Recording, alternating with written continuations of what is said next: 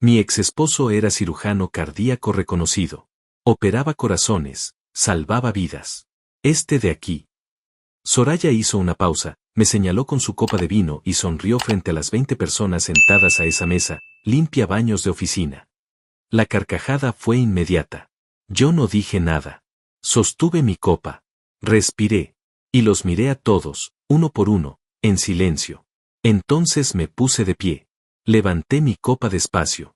Y cuando abrí la boca, lo que salió de ella hizo que toda la sala se congelara en un instante. Soraya intentó interrumpirme.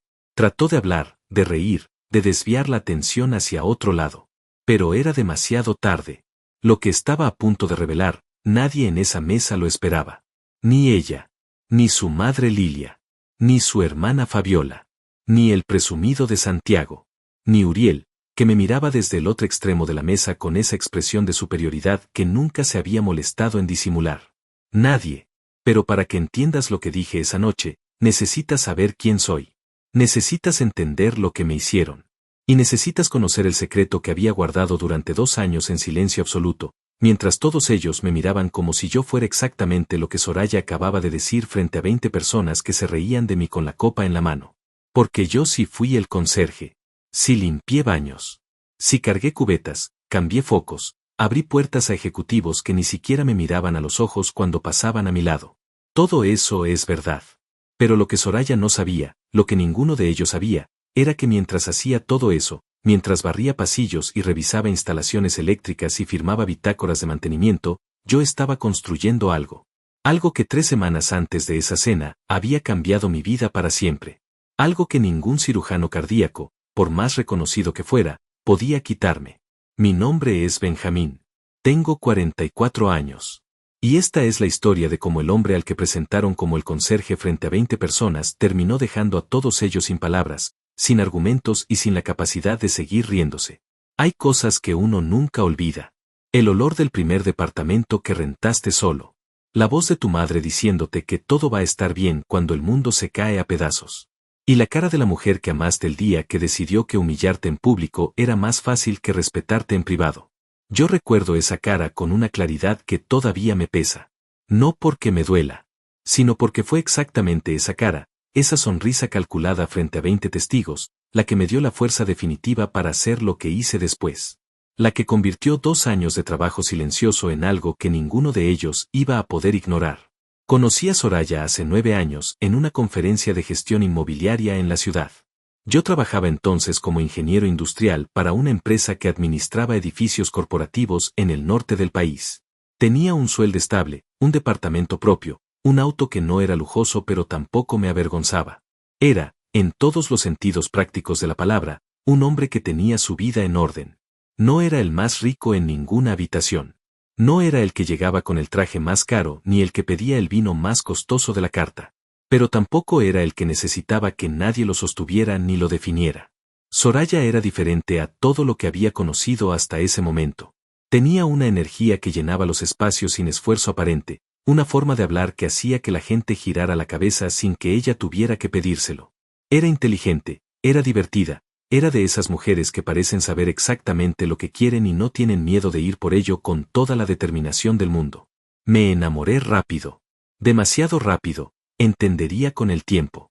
Porque cuando uno se enamora así, con esa velocidad que no deja espacio para ver con claridad, a veces no nota las cosas que están justo frente a sus ojos. Las señales pequeñas. Los comentarios que se deslizan con naturalidad pero que, acumulados, forman un patrón que ya no se puede ignorar. Nos casamos 3 años después de conocernos. La boda fue en casa de Lilia, la madre de Soraya. Una mujer que desde el primer día me midió con una mirada que no necesitaba palabras para decirme exactamente lo que pensaba de mí. No era lo que había imaginado para su hija. No tenía el apellido correcto, ni la profesión correcta, ni el pasado que ella consideraba suficiente. Era funcional, sí. Era trabajador, de acuerdo. Pero no era lo que Lilia hubiera elegido si la decisión hubiera dependido de ella. Y sobre todo, no era Rodrigo. Rodrigo. El nombre que escuché más veces en esa familia que el mío propio durante todos esos años. El ex esposo de Soraya. El cirujano cardíaco reconocido. El hombre que operaba corazones, que viajaba a congresos en Europa, que tenía una clínica privada con su nombre grabado en la entrada en letras de metal plateado. Rodrigo, que había cometido el error imperdonable de divorciarse de Soraya, pero que, en la memoria colectiva de esa familia, seguía siendo el estándar dorado contra el que todos los demás hombres eran medidos. Y especialmente yo. La primera vez que escuché su nombre fue en la primera cena familiar a la que asistí como novio de Soraya. Lilia lo mencionó casi de pasada, con una naturalidad que hacía aún más evidente que no había nada de accidental en ese comentario. Rodrigo siempre traía vino de importación a estas cenas, dijo mientras abría una botella cualquiera con la misma calma con la que se dice el clima. Nadie en la mesa pareció encontrar eso extraño. Fabiola asintió sin levantar los ojos del plato. Santiago sonrió de un lado. Soraya no dijo nada. Y yo sonreí también. Guardé silencio. Como haría tantas veces después en esa misma mesa, en esa misma casa, rodeado de esas mismas personas que habían decidido, desde mucho antes de conocerme bien, que yo no era suficiente. Esa fue la primera piedra. Después vendrían muchas más.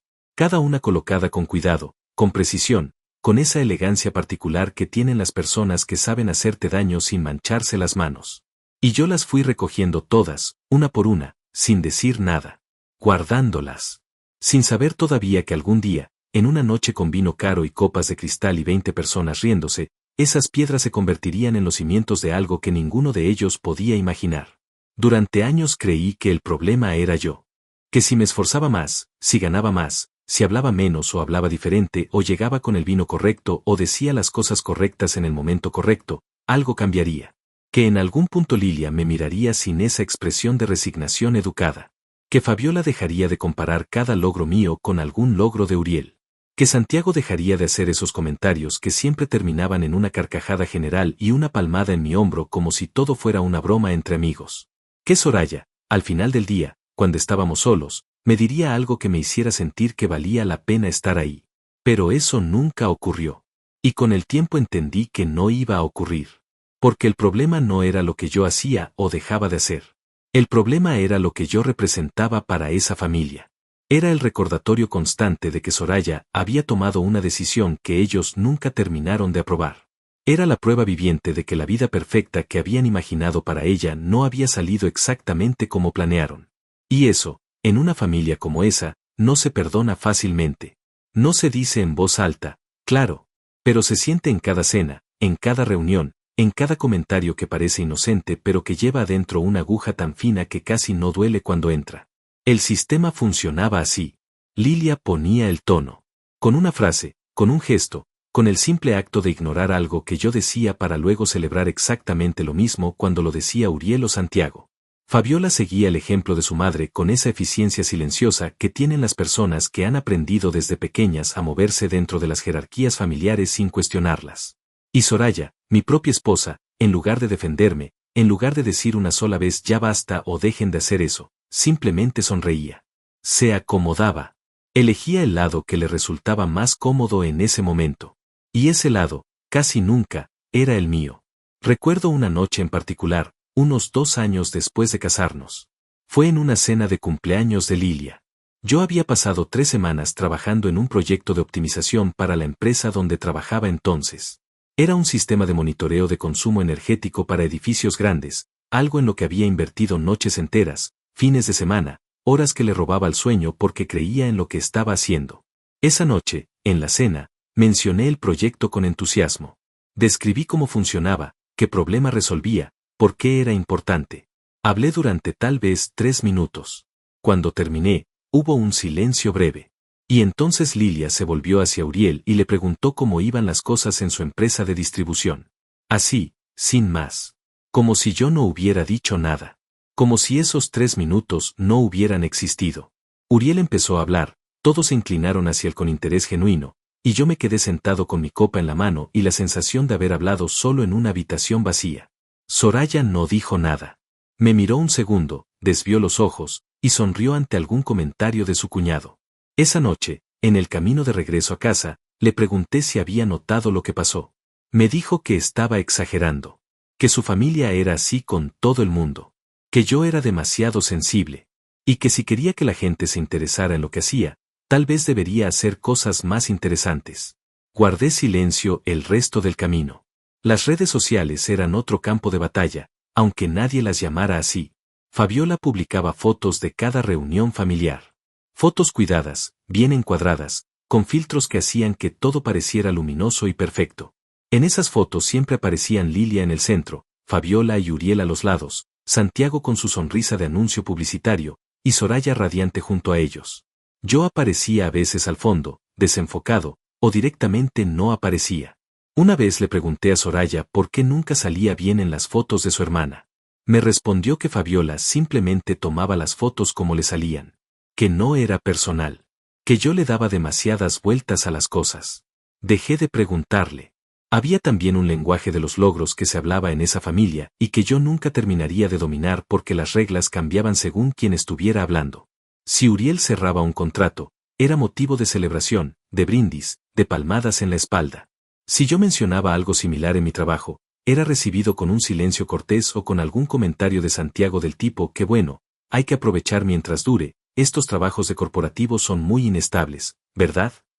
Y todos asentían como si eso fuera una verdad universal y no una pequeña dosis de veneno disfrazada de preocupación. Y luego estaba el tema del dinero.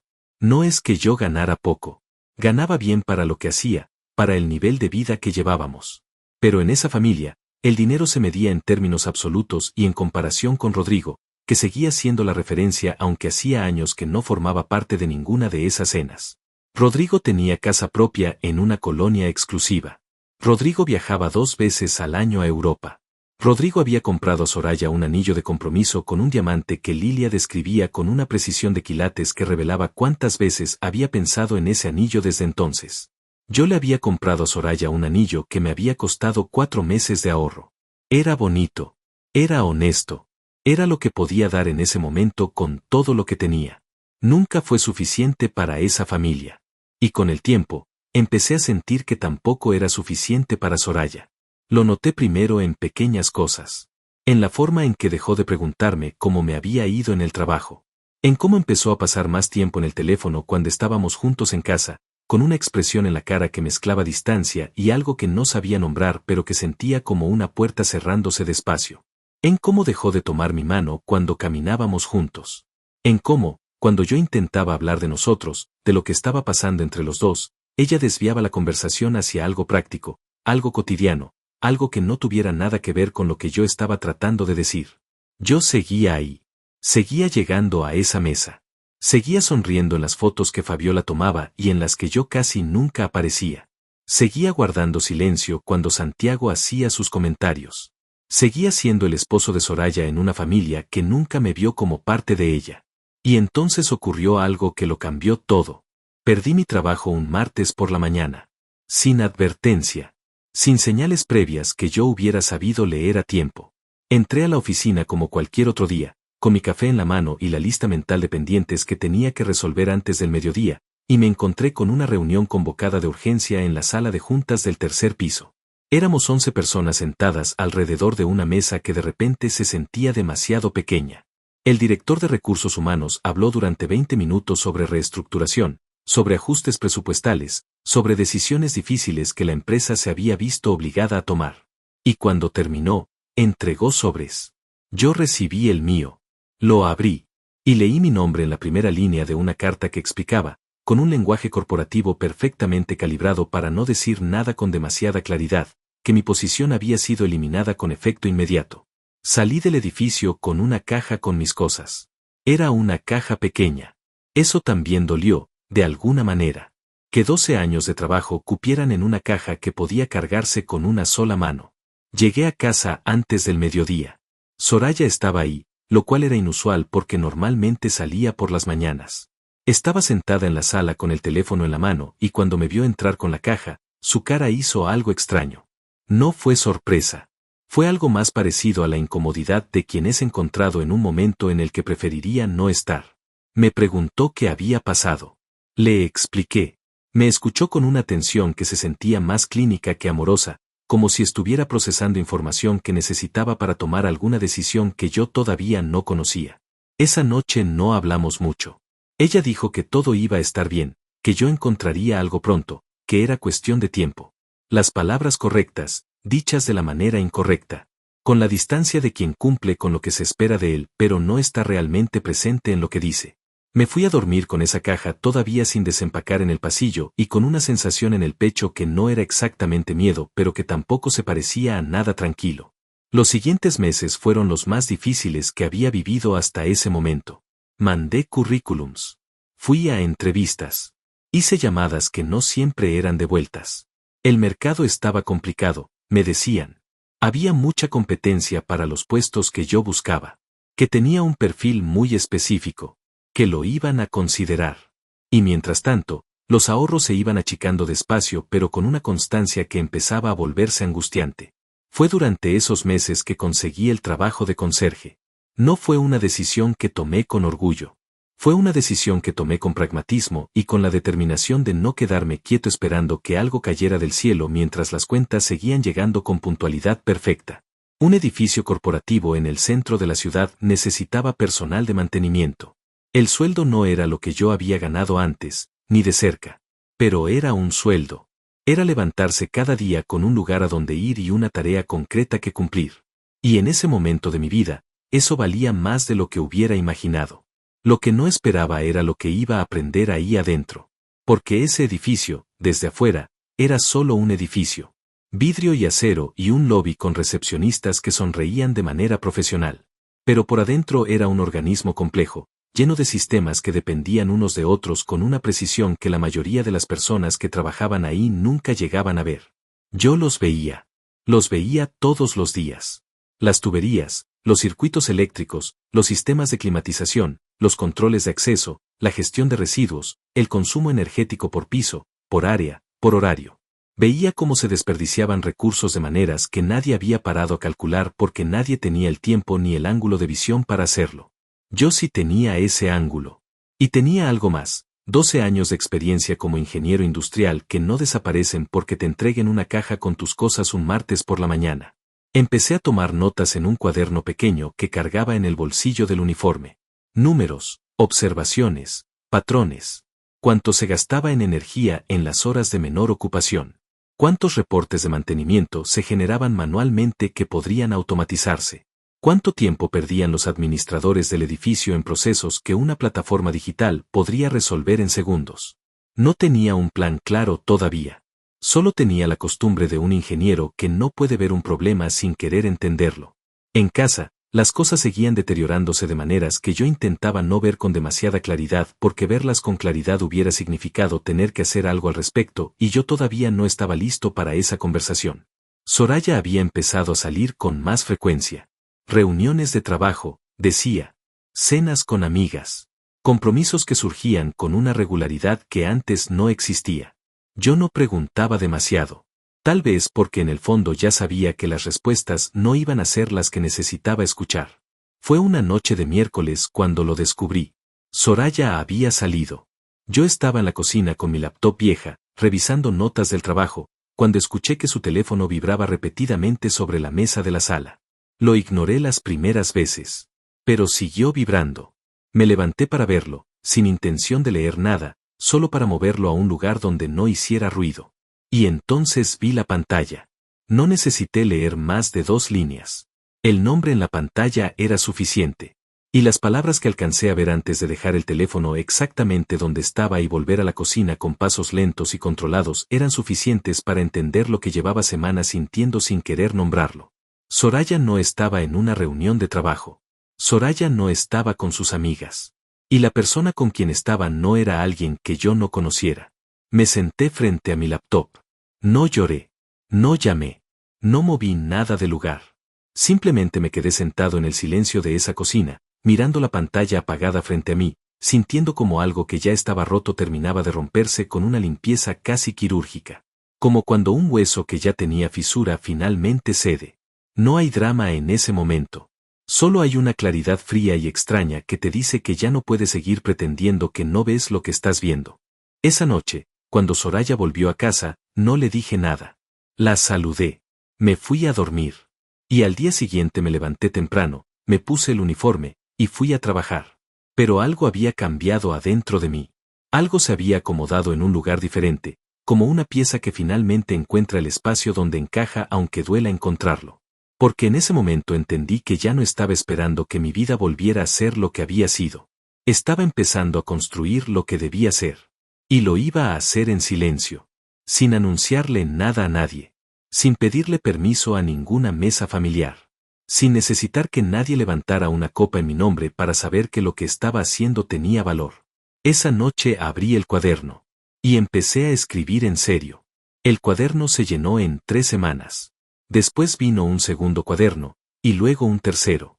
Lo que había empezado como notas sueltas de un hombre que no podía apagar el cerebro de ingeniero aunque estuviera cargando una cubeta, fue convirtiéndose en algo más estructurado, más serio, más parecido a un proyecto real.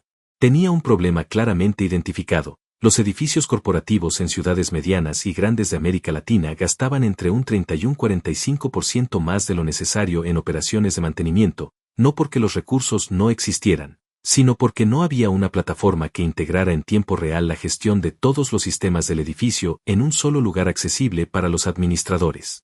No una aplicación genérica. Una plataforma diseñada específicamente para ese tipo de inmueble, con ese tipo de variables, con esa lógica particular que yo conocía desde adentro porque la había vivido durante 12 años como ingeniero y la seguía viviendo todos los días con el uniforme puesto. Me compré una laptop usada con parte de lo poco que me quedaba de los ahorros. Costó $240. Tenía la bisagra floja y la batería duraba menos de 2 horas sin el cargador conectado. Pero funcionaba. Y eso era suficiente. Empecé a estudiar programación de manera sistemática por primera vez en mi vida. No era completamente nuevo para mí, había tenido contacto con código en algunos proyectos de ingeniería, pero nunca al nivel que necesitaba ahora. Encontré cursos gratuitos en línea. Foros donde personas del otro lado del mundo respondían preguntas a las 2 de la madrugada sin pedirte nada a cambio. Comunidades de desarrolladores donde el conocimiento circulaba con una generosidad que me sorprendió y que contrastaba radicalmente con el mundo corporativo donde había trabajado, donde la información era moneda de poder y nadie compartía nada sin calcular primero qué obtenía a cambio. Trabajaba en la plataforma de noche. Después de que Soraya se dormía, o después de que salía y yo me quedaba solo en ese departamento que cada vez se sentía más como el escenario de una obra de teatro donde ambos habíamos olvidado el guión original.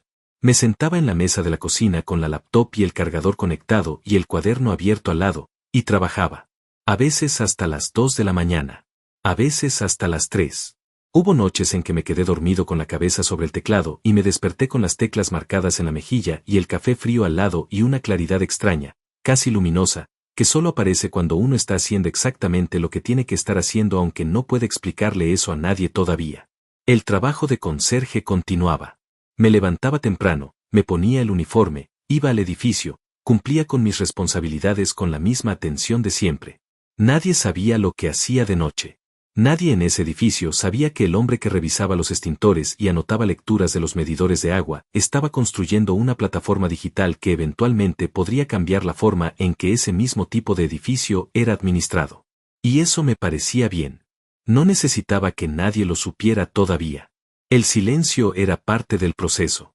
Era el espacio donde podía crecer sin que nadie intentara convencerme de que no tenía sentido. Hubo momentos de duda. Muchos. Hubo noches en que cerraba la laptop y me preguntaba qué estaba haciendo, si no era todo una ilusión de un hombre que necesitaba creer en algo porque lo demás se le estaba cayendo.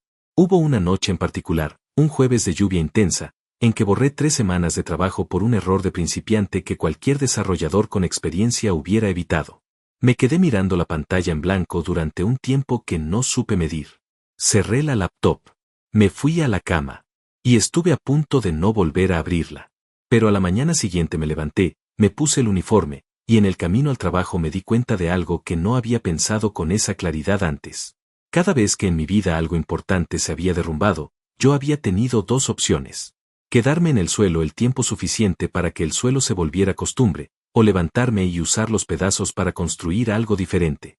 Había perdido el trabajo. Estaba perdiendo el matrimonio. Había perdido el lugar en una mesa familiar donde nunca fui realmente bienvenido. Y si dejaba de trabajar en esa plataforma, también perdería lo único que en ese momento era completamente mío. Lo único que nadie podía quitarme porque nadie sabía que existía. Esa noche rehice todo lo que había borrado. En menos tiempo del que me había tomado la primera vez, porque ya lo había pensado antes y el cerebro, cuando ya recorrió un camino, lo vuelve a recorrer más rápido. Los meses siguieron pasando. La plataforma fue tomando forma. Le puse un nombre provisional que cambié varias veces hasta que dejé de ponerle nombre y simplemente seguí construyéndola. Tenía ya un módulo de monitoreo energético, uno de gestión de mantenimiento preventivo, uno de control de accesos y otro de reportes automáticos que podía generar en segundos lo que antes le tomaba a un administrador de edificio medio día de trabajo manual.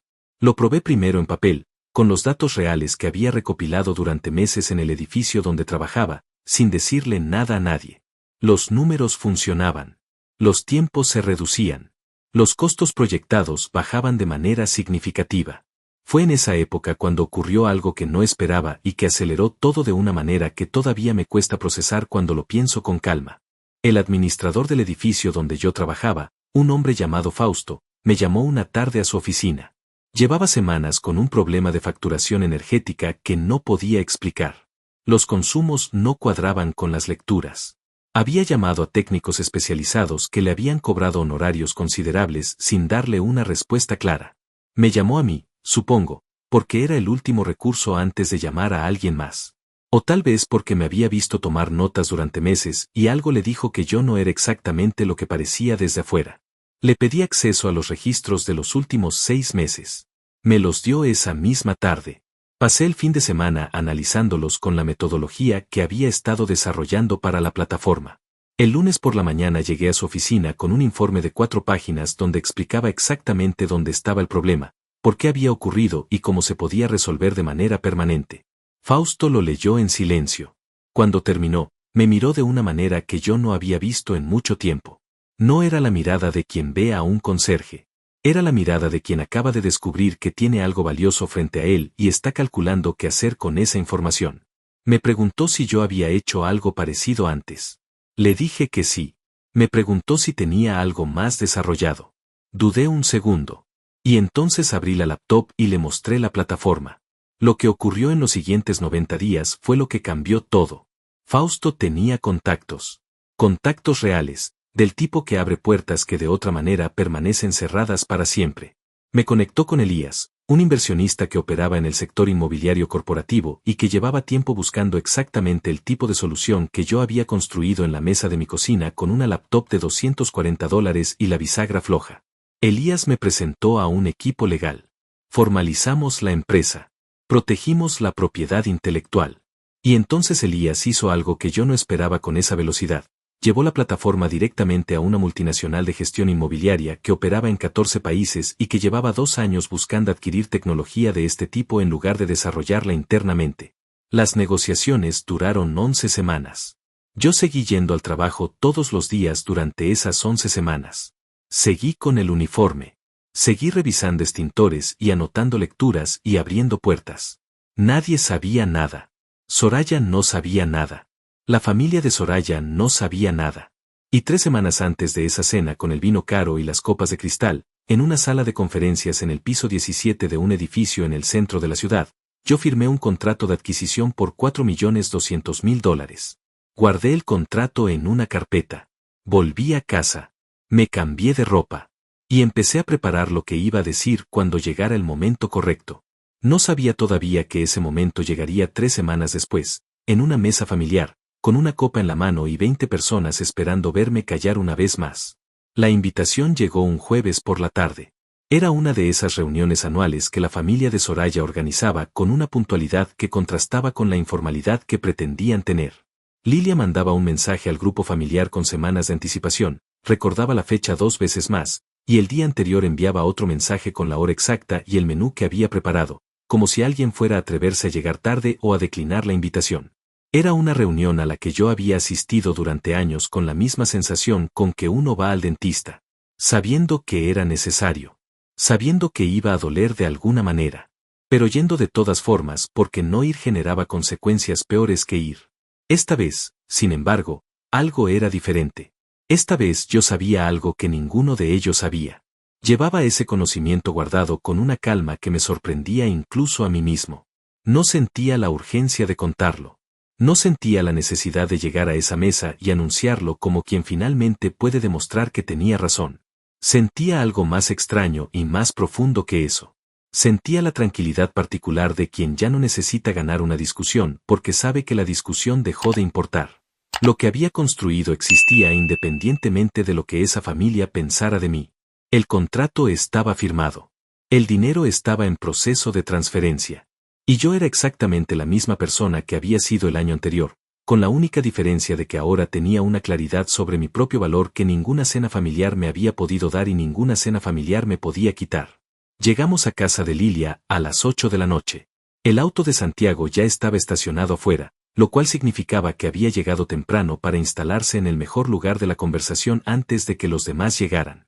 Las luces del comedor se veían desde la calle, cálidas y perfectamente dispuestas, como todo en esa casa que Lilia mantenía con una atención al detalle que hubiera sido admirable si no estuviera tan frecuentemente al servicio de mostrarle a los demás lo que tenía.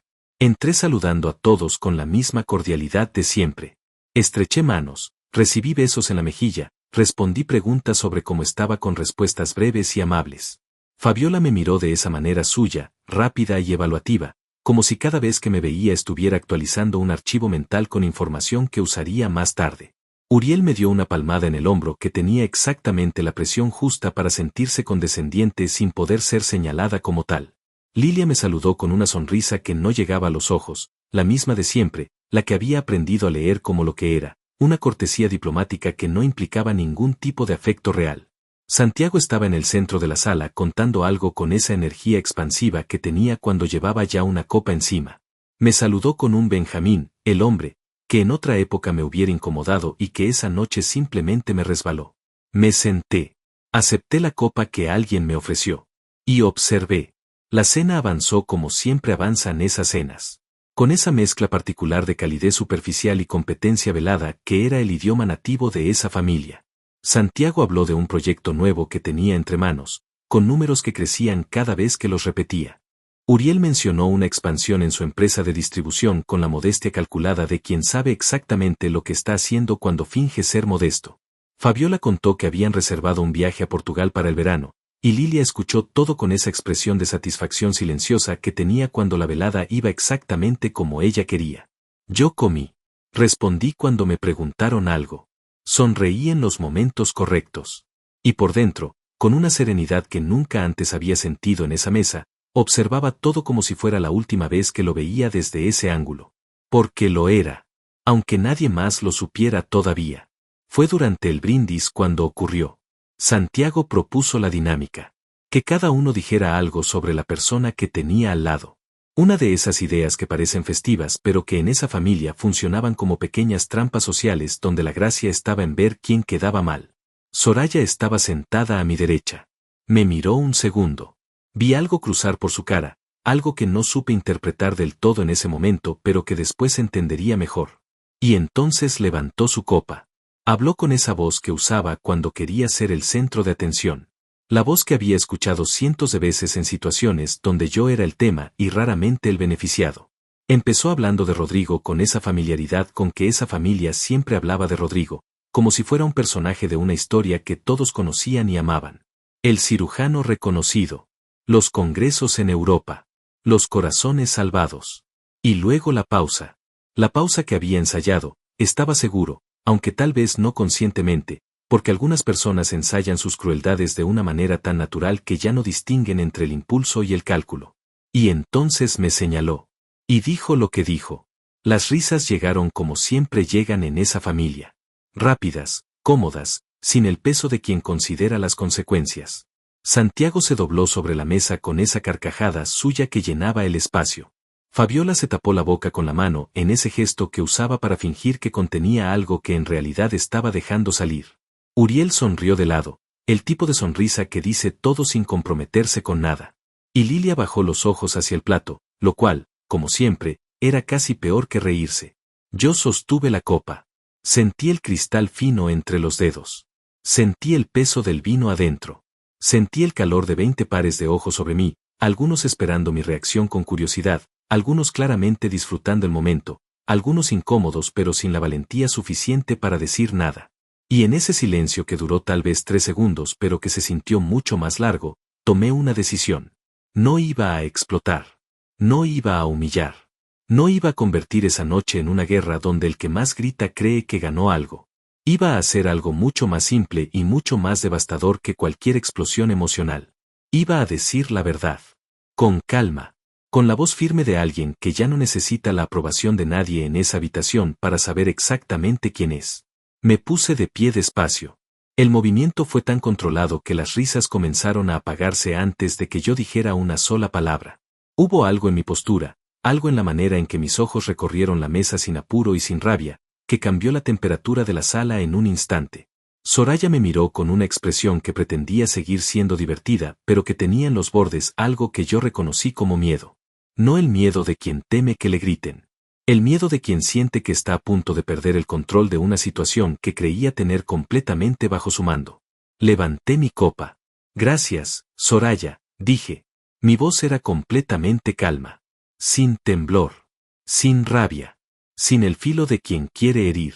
Solo la voz de alguien que tiene algo que decir y suficiente paz interior para decirlo sin necesitar que nadie le dé permiso. Tienes razón en casi todo lo que dijiste. El silencio que cayó sobre esa mesa fue diferente a todos los silencios que había vivido en esa misma habitación durante años. No era el silencio de la indiferencia.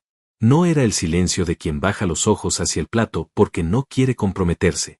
Era el silencio de 20 personas que de repente sienten que el piso se está moviendo levemente bajo sus pies y no saben si dar un paso adelante o quedarse completamente quietas. Soraya abrió la boca para decir algo. Para reír, tal vez. Para desviar.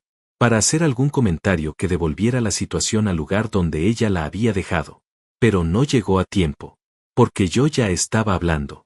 Lo que dije esa noche no fue un discurso preparado. No había ensayado frente al espejo.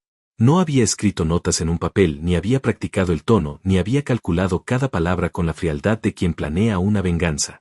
Lo que salió de mí en ese momento fue algo más orgánico y más poderoso que cualquier cosa que hubiera podido preparar, porque venía de un lugar que 2 años de silencio y trabajo y soledad y madrugadas frente a una laptop con la bisagra floja habían ido construyendo sin que yo lo supiera del todo.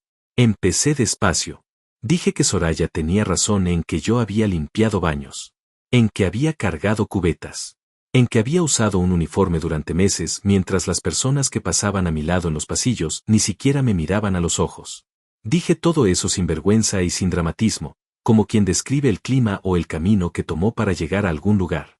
Porque eso era exactamente lo que era para mí en ese momento. Una parte del camino. No el destino. Vi cómo las expresiones en la mesa empezaban a cambiar. Santiago había dejado de sonreír. Tenía la copa suspendida a mitad de camino entre la mesa y su boca, como si hubiera olvidado para qué la había levantado. Fabiola miraba a Soraya con una expresión que pedía instrucciones sin palabras, la mirada de quien necesita saber cómo reaccionar antes de reaccionar. Uriel tenía los brazos cruzados y la mandíbula ligeramente tensa, la postura de alguien que está procesando información que no esperaba recibir. Lilia había levantado los ojos del plato por primera vez en varios minutos y me miraba con una atención que en todos esos años nunca me había dado. Y Soraya. Soraya me miraba con esa expresión que yo había aprendido a leer durante 9 años juntos. La expresión que aparecía cuando algo no salía como ella había calculado. Cuando la conversación tomaba un rumbo que no era el que había trazado. Intentó interrumpirme una vez. Dijo mi nombre con esa entonación particular que usaba cuando quería redirigir algo. Pero yo continué. No con rabia. No alzando la voz. Simplemente continué, porque tenía algo que terminar de decir y ya no había ninguna razón para no decirlo. Les dije que mientras trabajaba en ese edificio, mientras hacía exactamente el trabajo que Soraya había descrito con tanta gracia frente a todos ellos, yo había estado construyendo algo. Que había identificado un problema real en la industria inmobiliaria corporativa, que había desarrollado una solución, que esa solución había tomado la forma de una plataforma tecnológica que integraba en tiempo real la gestión completa de edificios corporativos, que había trabajado en ella durante 2 años, de noche, en silencio, sin contárselo a nadie. Hice una pausa. La sala estaba completamente quieta. No el tipo de quietud que existe entre una risa y la siguiente. El tipo de quietud que aparece cuando algo ha cambiado de manera irreversible y todos lo sienten al mismo tiempo, aunque nadie pueda articularlo todavía. Entonces dije el número. $4.200.000. Ese había sido el valor de la adquisición. Firmada 3 semanas antes. Por una multinacional que operaba en 14 países. Y yo era el único dueño de lo que habían comprado. Lo que ocurrió en esa mesa en los siguientes segundos fue algo que no tengo palabras completamente precisas para describir. No hubo gritos. No hubo sillas que se cayeran.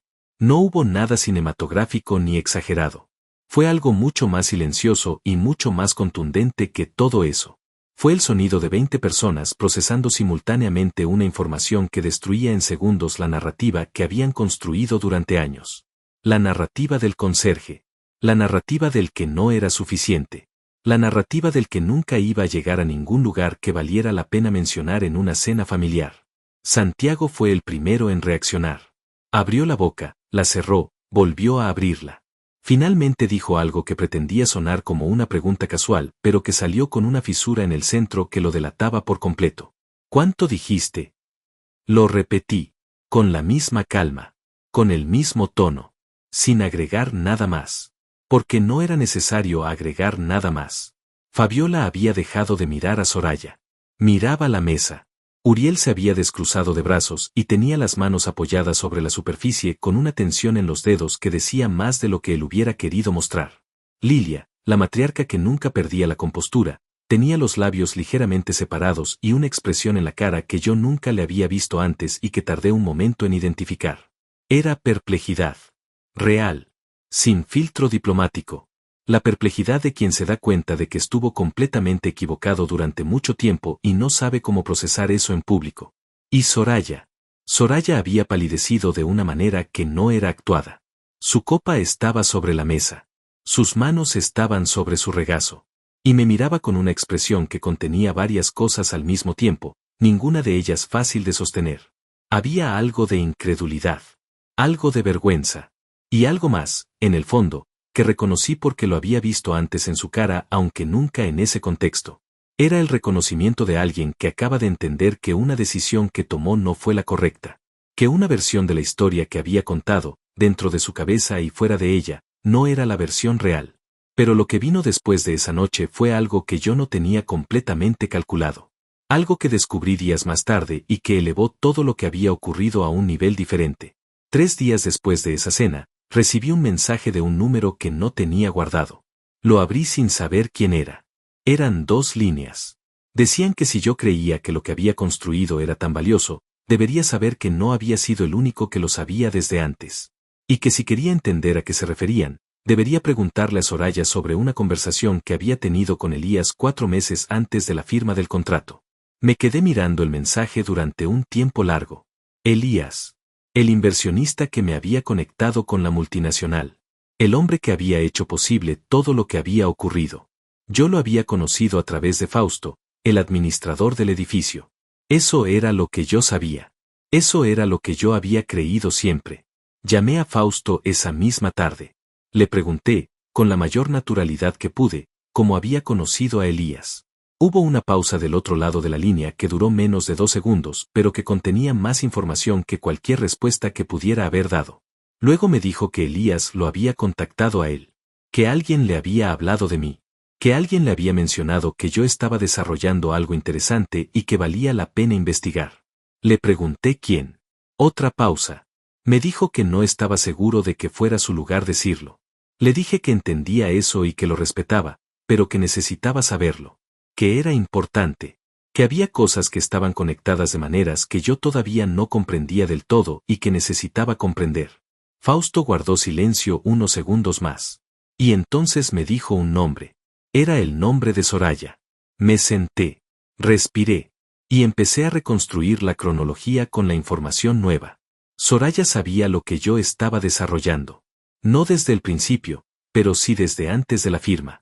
Había hablado con Elías.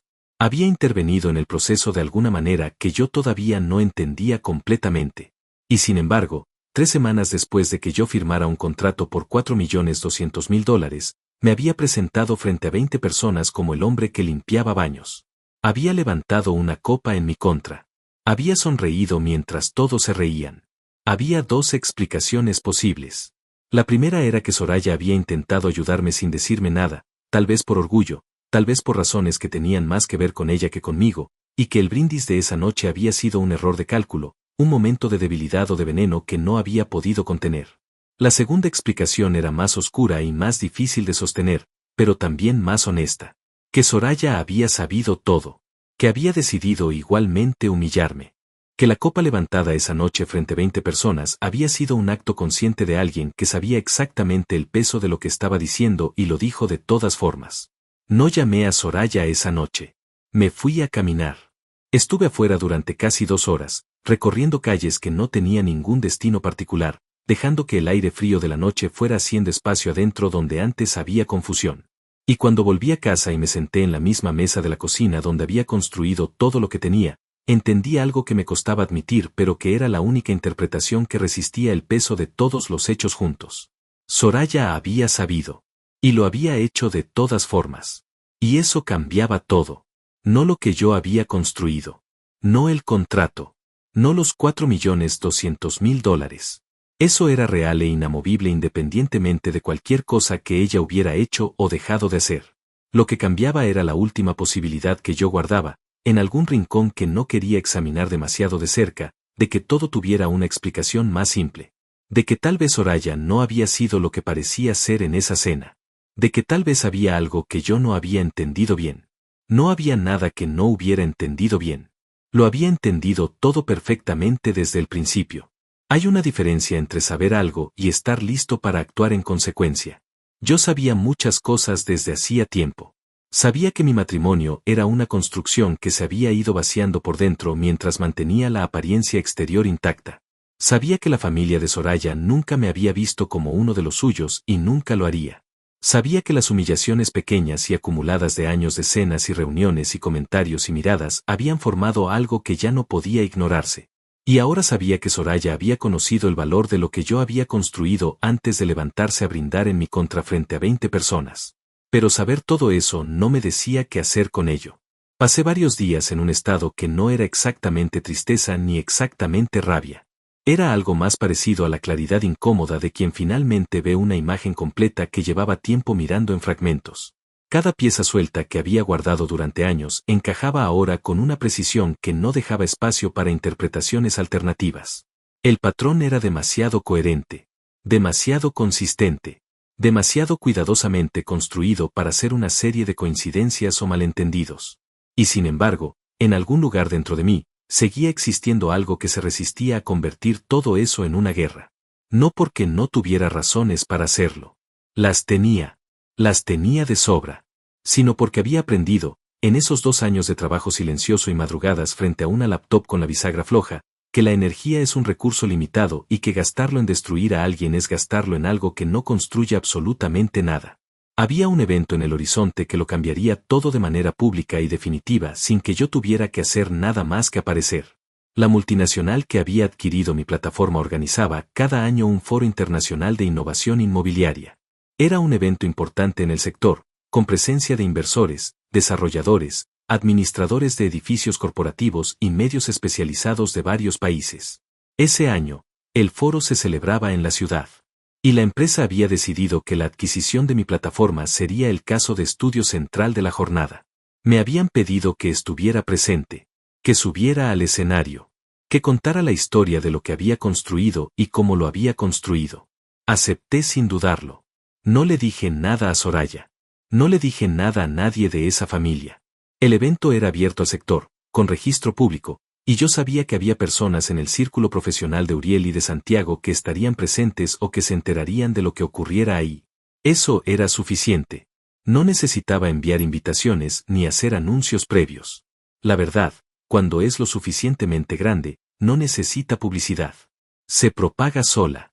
Los días previos al evento los pasé con una calma que sorprendía incluso a las personas del equipo legal y comercial que me habían acompañado durante las negociaciones. Elías me preguntó en una llamada si estaba bien, si me sentía preparado. Le dije que sí. Y era verdad. No sentía nervios en el sentido convencional de la palabra. Sentía algo más parecido a la concentración tranquila de quien sabe exactamente lo que va a hacer y ha dejado de preguntarse si tiene derecho a hacerlo. La noche anterior al evento no dormí mucho. No por ansiedad, sino porque me quedé sentado en la mesa de la cocina durante horas, en silencio, recorriendo mentalmente el camino completo. Desde la conferencia donde conocí a Soraya. Desde la primera cena en casa de Lilia. Desde el sobre con mi nombre en la primera línea. Desde la laptop de $240. Desde las noches de lluvia y las noches de error y las noches en que estuve a punto de cerrar todo y no volver a abrirlo. Desde el teléfono de Soraya vibrando sobre la mesa de la sala. Desde el cuaderno pequeño en el bolsillo del uniforme. Desde la sala de conferencias en el piso 17. Desde la copa levantada frente a 20 personas que se reían. Todo ese camino había llevado a esa noche. A esa mesa de cocina silenciosa. A esa claridad. El foro comenzó a las 10 de la mañana en un centro de convenciones en el centro de la ciudad. Yo llegué temprano, como había llegado siempre a todo lo importante en mi vida, no para hacerme notar sino porque llegar temprano es una forma de respeto hacia lo que está a punto de ocurrir. El equipo de la multinacional me recibió con una cordialidad que todavía me costaba recibir sin una pequeña disonancia interna, la disonancia de alguien que pasó 2 años siendo invisible y que todavía no ha terminado de acostumbrarse a que lo vean. El salón principal tenía capacidad para 300 personas y estaba casi lleno cuando comenzó la sesión central. Había gente de pie en los costados. Cámaras de medios especializados. Pantallas grandes en los laterales del escenario que proyectaban el logo de la empresa y el título del foro. Era un mundo completamente diferente al comedor de la casa de Lilia con su mesa larga y sus copas de cristal y sus 20 personas que sabían exactamente dónde estaba el lugar de cada quien. El director regional de la multinacional subió primero al escenario. Habló durante 20 minutos sobre el estado del sector inmobiliario corporativo en América Latina, sobre los desafíos de eficiencia operativa, sobre la brecha tecnológica que existía entre lo que los edificios necesitaban y lo que el mercado ofrecía. Habló con datos, con gráficos, con una precisión que dejaba claro que la empresa sabía exactamente qué problema había estado buscando resolver y por qué había sido tan difícil encontrar a alguien que lo resolviera de manera elegante y escalable. Y entonces empezó a hablar de la adquisición. Describió la plataforma sin nombrarla todavía. Explicó qué hacía, cómo funcionaba, qué problema resolvía y con qué nivel de precisión. Mostró los datos de las pruebas piloto que habían realizado en 3 edificios corporativos durante los meses previos a la firma. Los números eran contundentes. Reducción de costos operativos de entre el 28 y el 42% dependiendo del tipo de edificio. Reducción del tiempo de gestión administrativa en un 63%. Eliminación casi total de los errores de facturación energética. Una sala de 300 personas escuchando en silencio los resultados de algo que yo había construido en la mesa de mi cocina. Luego el director habló del origen de la plataforma. Dijo que lo que hacía especialmente notable a esta adquisición no era solo la calidad técnica de lo desarrollado, sino la historia de quien lo había desarrollado. Dijo que el creador de esta plataforma no venía de un laboratorio de innovación, ni de una aceleradora de startups, ni de un departamento de investigación y desarrollo de una corporación con presupuesto ilimitado. Dijo que venía de algo mucho más cercano al suelo, mucho más cercano a la realidad del problema que había resuelto. Hizo una pausa. Dijo que el creador de la plataforma había trabajado durante meses en el mismo tipo de edificio que la plataforma estaba diseñada para administrar. No como ejecutivo, no como consultor, como personal de mantenimiento, que había visto el problema desde el único ángulo que permite verlo completamente. Desde adentro, desde abajo, desde el lugar donde nadie suele buscar soluciones porque nadie suele buscar nada ahí excepto lo que necesita que alguien más limpie o repare o revise. El salón estaba en silencio absoluto. El director sonrió levemente. Y dijo que le parecía justo que esa persona contara su propia historia con sus propias palabras. Que había algo en esa historia que valía más que cualquier presentación corporativa que él pudiera hacer. Que era el tipo de historia que el sector necesitaba escuchar no solo como inspiración, sino como recordatorio de donde suelen estar las mejores soluciones cuando uno se toma el trabajo de mirar en los lugares donde normalmente no mira. Dijo mi nombre. Benjamín. Y el salón aplaudió antes de que yo llegara al escenario. No el aplauso educado de quien cumple con un protocolo. El aplauso genuino de 300 personas que acababan de escuchar algo que las había movido de alguna manera y que querían que la persona que caminaba hacia el micrófono lo supiera antes de que abriera la boca. Subí los 3 escalones del escenario despacio. Me coloqué frente al micrófono. Miré la sala. 300 personas mirándome. Cámaras. Pantallas. Luces. Todo eso que 2 años antes hubiera sido completamente impensable desde la mesa de la cocina con la laptop de $240 y el cuaderno en el bolsillo del uniforme. Respiré. Y entre esas 300 personas, en una de las filas del centro del salón, vi 2 caras que no esperaba ver y que lo cambiaron todo de una manera que no había anticipado. Santiago. Y Uriel. sentados, mirándome, con una expresión en la cara que no tenía ningún nombre en el idioma de esa familia donde todo tenía siempre un nombre cuidadosamente elegido. Los miré un segundo. Solo un segundo. Y luego aparté los ojos de ellos y los devolví al resto de la sala. Porque ellos no eran la razón por la que yo estaba ahí. Nunca lo habían sido. Y era importante, en ese momento más que en ningún otro, que eso quedara completamente claro. Abrí la boca. Y empecé a hablar. No había preparado un discurso en el sentido formal de la palabra. Había pensado en lo que quería decir, sí. Había dejado que las ideas se ordenaran solas durante días, durante las caminatas nocturnas y las mañanas silenciosas y los momentos en que el ruido de todo lo demás se apagaba lo suficiente para escuchar lo que realmente quería comunicar. Pero no había escrito nada. No había practicado frente a un espejo ni cronometrado mis palabras ni ensayado el tono con nadie. Porque lo que tenía que decir no era el tipo de cosa que mejora con el ensayo. Era el tipo de cosa que solo funciona cuando sale directamente de donde fue formada, sin intermediarios, sin pulido excesivo, sin la distancia que crea el perfeccionismo cuando uno le tiene más miedo al error que a la verdad. Empecé hablando del edificio. No de la plataforma. No del contrato. No de los $4.200.000. Empecé hablando del edificio donde había trabajado, de los pasillos que había recorrido con el uniforme puesto, de los sistemas que había observado durante meses con la atención particular de alguien que no puede ver un problema sin querer entenderlo completamente. Hablé de los medidores de agua y de los circuitos eléctricos y de los reportes manuales que los administradores llenaban a mano porque no existía nada mejor. Hablé de las horas que se perdían en procesos que podían automatizarse. Hablé del dinero que se evaporaba en ineficiencias que nadie había parado a calcular porque nadie tenía el ángulo correcto para verlas. La sala escuchaba con una atención que podía sentirse físicamente. No el silencio educado de quien espera que el orador termine para poder aplaudir y irse. El silencio activo de quien está procesando algo que le importa y no quiere perderse ninguna parte. Entonces hablé de las noches. De la laptop usada. De los $240 que me habían costado y de la bisagra floja que crujía cada vez que la abría. De los cursos en línea y los foros y las madrugadas y el café frío. De los errores que cometí y que me costaron semanas de trabajo borrado en un segundo. De la noche de lluvia en que cerré la computadora y estuve a punto de no volver a abrirla. Hablé de eso con la misma calma con que había hablado de los medidores de agua, porque todo formaba parte del mismo camino y ninguna parte de ese camino merecía más vergüenza o más orgullo que las demás. Era simplemente lo que había ocurrido. Era simplemente lo que había tenido que hacer. Vi a varias personas en la sala que asentían sin darse cuenta. El gesto involuntario de quien reconoce algo en lo que está escuchando. De quien ha estado en algún lugar parecido, aunque los detalles sean completamente diferentes. Eso era lo que yo quería. No que me admiraran. No que me aplaudieran. Que reconocieran algo. Que se llevaran algo que pudieran usar. Hablé de lo que significa ser invisible. No de manera abstracta. De manera concreta y específica. De lo que se siente cuando dices algo en una habitación y nadie responde. Cuando tu trabajo es funcional para los demás pero invisible para ellos al mismo tiempo. Cuando las personas pasan a tu lado sin mirarte los ojos, no porque seas malo o porque hayas hecho algo mal, sino simplemente porque no estás en el lugar donde ellos buscan lo que buscan. Hablé de eso sin nombrar a nadie. Sin señalar a nadie. Sin convertir lo que era una experiencia universal en una acusación personal.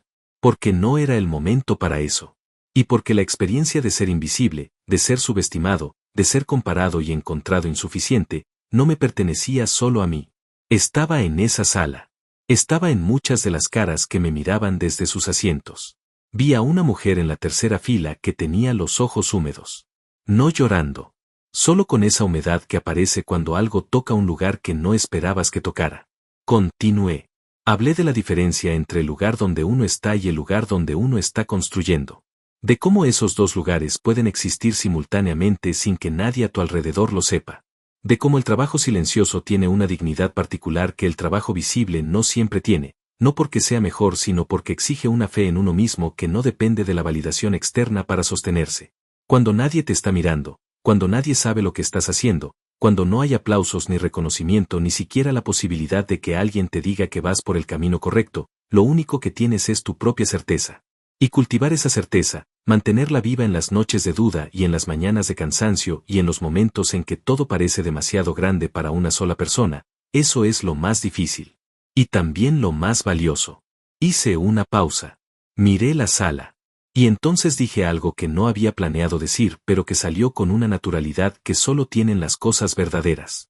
Dije que en mi vida había personas que habían decidido, mucho antes de conocerme bien, cuál era mi lugar. Que habían construido una imagen de mí basada en lo que veían desde afuera y habían tomado esa imagen como definitiva. Que me habían comparado con otros. Que me habían medido con estándares que no eran los míos. Que en más de una ocasión, frente a más de una persona, habían señalado lo que yo era en ese momento como si fuera todo lo que yo podría ser jamás. No levanté la voz. No cambié el tono. Seguí hablando con la misma calma de antes. Dije que esas personas me habían dado algo sin saberlo. Que cada comparación, cada comentario, cada momento en que alguien decidió que yo no era suficiente, había ido depositando en mí algo que con el tiempo se había convertido en combustible. No en rabia. No en resentimiento. En algo más limpio y más útil que eso.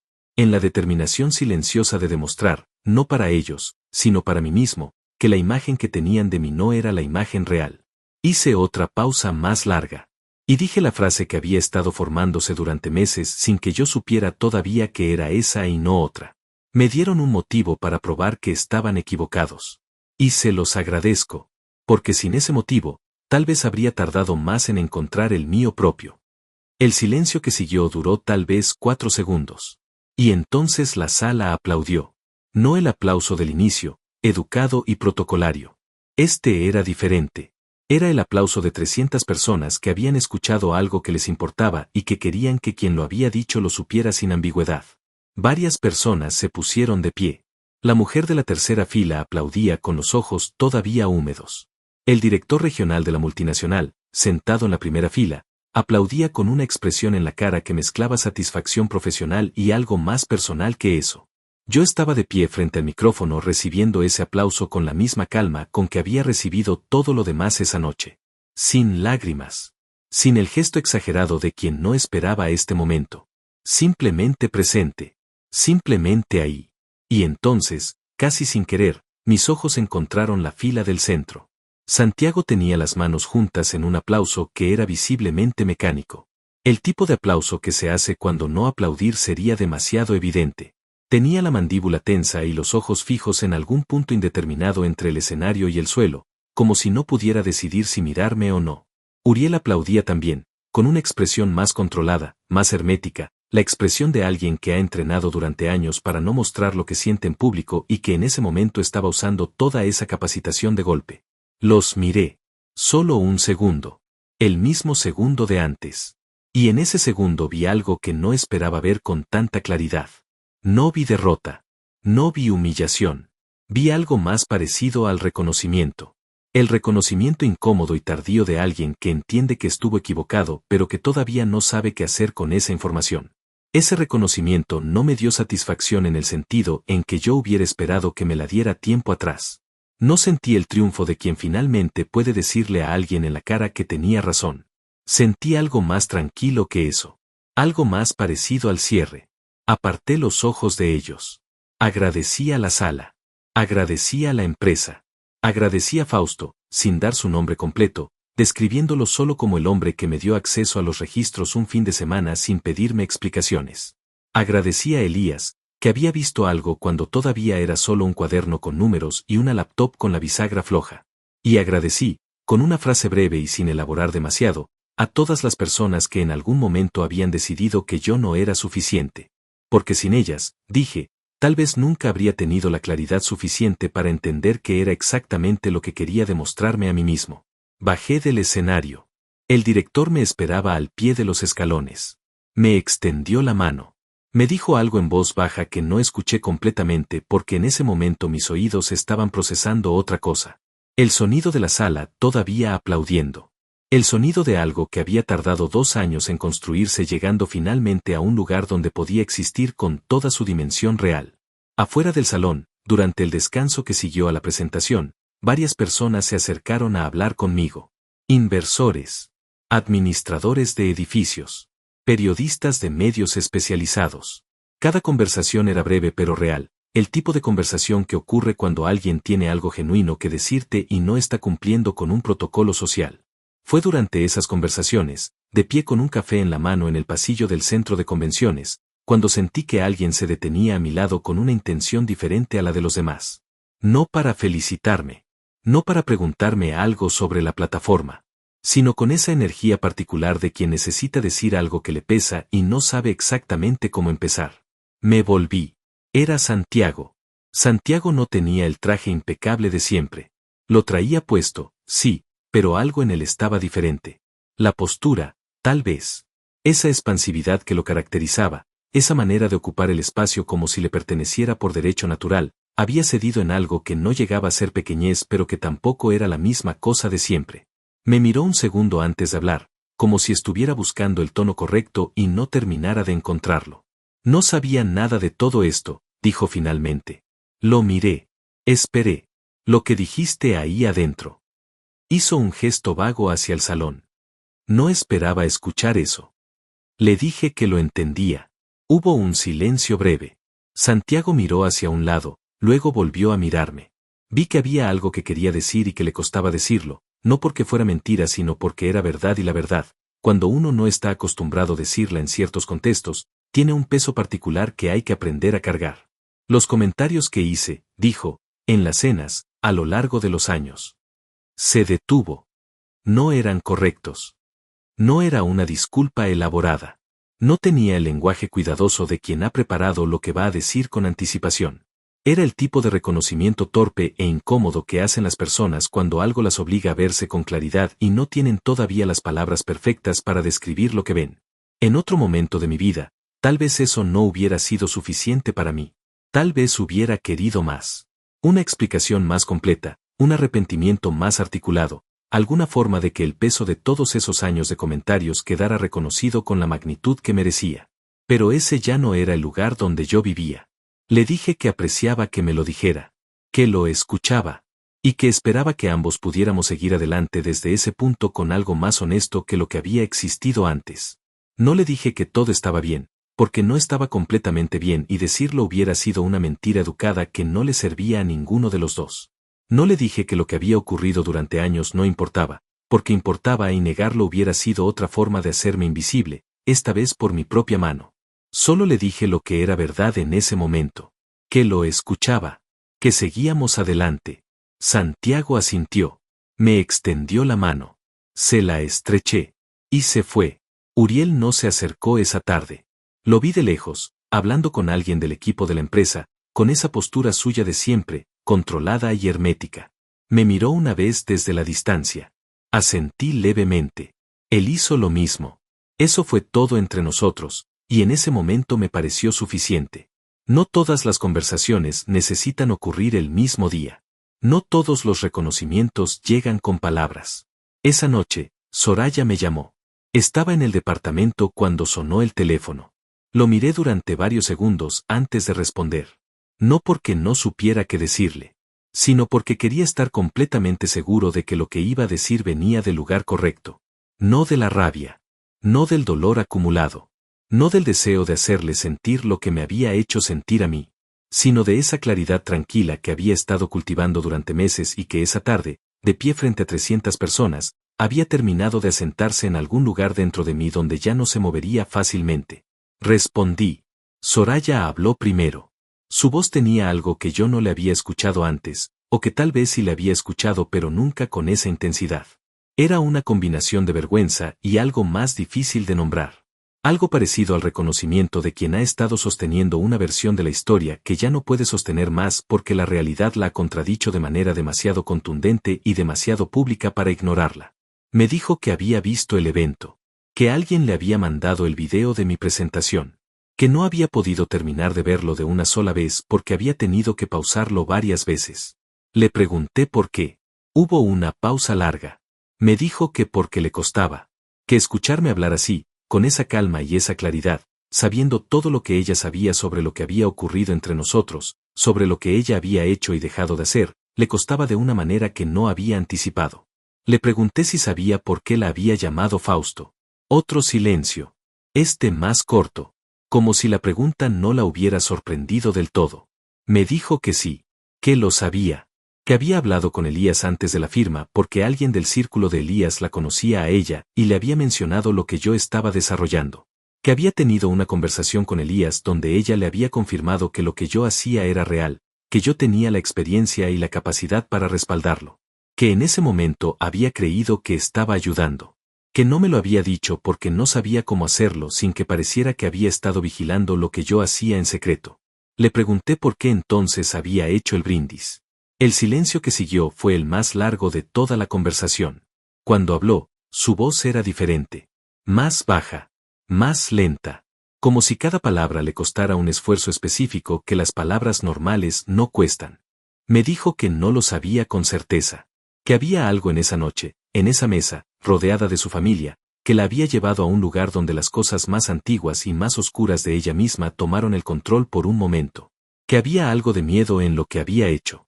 Que si yo tenía éxito, si lo que yo había construido en silencio resultaba ser tan grande como ella ya sabía que era, entonces la narrativa de todos esos años, la narrativa donde ella había elegido quedarse con alguien que no estaba a la altura, se derrumbaba. Y derrumbarla frente a su familia era demasiado. Había sido más fácil, en ese momento, levantarse y brindar. Escuché todo eso en silencio. Cuando terminó, le dije algo que había pensado durante días y que en ese momento sonó más simple de lo que había imaginado que sonaría. Le dije que no estaba con Raiva. Que lo que sentía no era rabia ni deseo de hacerle daño ni necesidad de que ella sufriera de ninguna manera específica. Le dije que estaba en paz. Que esa paz no había llegado de repente ni había sido fácil de construir, pero que estaba ahí y que era real y que era mía de una manera que nada de lo que había ocurrido entre nosotros podía quitarme. Le dije que lo que habíamos tenido había terminado. No como consecuencia de esa noche ni de ese brindis ni de ese evento público. Había terminado mucho antes, en algún punto donde ambos habíamos dejado de ser honestos el uno con el otro sobre lo que sentíamos y lo que queríamos y lo que ya no podíamos darnos. El brindis había sido solo el momento en que algo que ya estaba roto terminó de romperse con suficiente claridad para que los dos lo viéramos al mismo tiempo. Soraya no respondió de inmediato. Cuando lo hizo, dijo simplemente que lo entendía, que lo sentía, que si pudiera volver atrás a esa noche haría las cosas de manera diferente. Le dije que lo creía, y que eso no cambiaba nada de lo que había dicho antes, pero que lo creía. Nos despedimos sin drama, sin portazos ni acusaciones ni las últimas palabras que la gente suele necesitar decir cuando una relación termina y todavía tiene heridas abiertas que quiere que el otro vea. Yo no tenía heridas abiertas que mostrarle. Las tenía, sí, pero eran mías, y sanarlas era mi responsabilidad y de nadie más. Dejé el teléfono sobre la mesa. Me quedé sentado en silencio durante un rato largo, no pensando en nada en particular, solo dejando que el peso de todo lo que había ocurrido ese día, y de todos los días anteriores que habían llevado a ese día, se asentara en su lugar definitivo. Como cuando se termina de construir algo y uno da un paso atrás para verlo completo por primera vez. En los meses que siguieron, mi vida cambió de maneras que todavía estoy aprendiendo a habitar. Me mudé a un departamento propio. Empecé a trabajar de manera activa con el equipo de la multinacional en la expansión de la plataforma a nuevos mercados. Conocí personas nuevas, personas que me veían sin el filtro de una narrativa construida durante años por otros. Personas que empezaban desde cero conmigo, sin saber quién había sido el esposo de Soraya ni el conserje del edificio ni el que no era suficiente para ninguna mesa familiar. Eso tenía una ligereza que no había anticipado. Lilia nunca me llamó. Fabiola me mandó un mensaje breves semanas después, un mensaje de 2 líneas que decía que esperaba que estuviera bien. Le respondí que sí, que estaba bien, y no agregué nada más porque no había nada más que agregar entre nosotros. Santiago cumplió lo que había insinuado esa tarde en el pasillo del centro de convenciones. No con grandes gestos ni con conversaciones largas, sino con el simple acto de dejar de ser lo que había sido. A veces eso es suficiente. Y yo seguí adelante. No con la sensación de haber ganado algo sobre alguien. No con el sabor de la revancha que durante algún tiempo oscuro de ese proceso había imaginado que querría sentir. Sino con algo más silencioso y más duradero que todo eso. Con la certeza de que el hombre que había sido presentado como el conserje frente a 20 personas nunca había sido lo que esas personas decidieron que era. Que lo que yo era había existido independientemente de lo que ellos vieran o dejaran de ver. Que el trabajo silencioso de 2 años en una mesa de cocina con una laptop de $240 no había necesitado el permiso de ninguna copa levantada en mi contra para tener valor. Nunca fui lo que ellos dijeron que era. Lo supe siempre. Solo tardé un tiempo en tener las pruebas suficientes para decirlo en voz alta, de pie, frente a 300 personas, con la misma calma con que uno dice algo que lleva siendo verdad desde mucho antes de que alguien más pudiera verlo. Y eso, al final, fue suficiente. Más que suficiente.